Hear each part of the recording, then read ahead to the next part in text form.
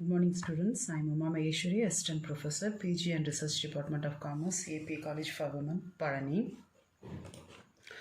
Today we are going to see about Relational Database Management System. The Relational Database was first defined in June 1970 by Edged Code of IBM's San Jose Research Laboratory. Code's view of what qualifies as an RDBMS is summarized in Code's 12 rules. A relational database has become a predominant type of database.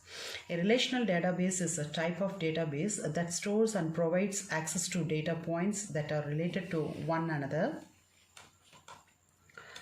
The next one is uses of RDBMS.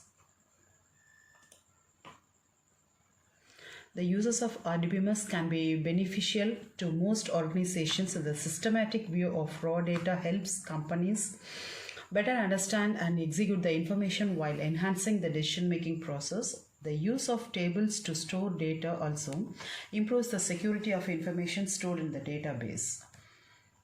The next one, advantages of RDBMS. RDBMS is based on rows and columns, so it is easy to understand RDBMS work. Next point, RDBMS supports more than one user. Then as it is advanced, it can easily handle huge amounts of data. And finally, security is pretty good for RDBMS. The next one, data definition language. The definition language is a subset of SQL and part of DBMS, which means database management system. DDL consists of commands like create, alter, truncate, and drop. These commands are used to create or modify the tables in SQL. The 5 DDL commands in SQL: first one, create command; second one, drop command; third one, alter command; fourth one, truncate command; and finally, rename command. First, we have to go for a create table. So first, creating a table, which means how to create the table and what are all the commands used in table. The create command can also be used to create tables. Now when we create a table, we have to specify the details of columns of the tables too. We can specify the names and data types of various columns in the create command itself.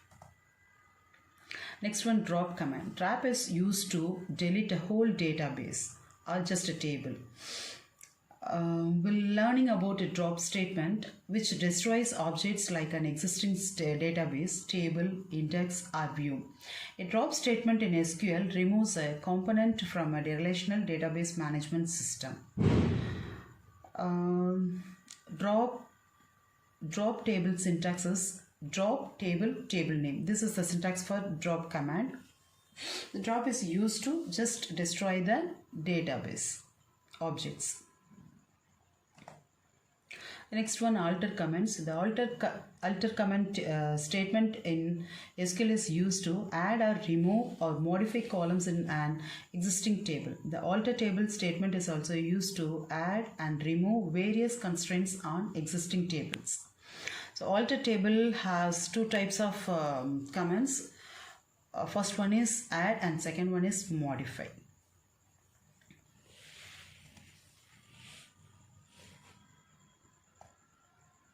Next one, truncate table.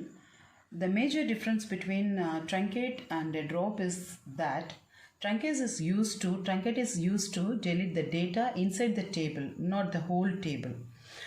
Truncate statement is a data definition language operation that is used to mark the extent of a table for deallocations. The result of this operation quickly removes all the data from a table, typically by pausing several integrity enforcing mechanisms. It was officially introduced in SQL 2008 standard. The truncate table myTable statements is logically equivalent to the delete from myTable statements. Truncate table name is a syntax for truncate table. The next one, rename table, which means we can rename the existing database name. This is used to rename object existing in the database.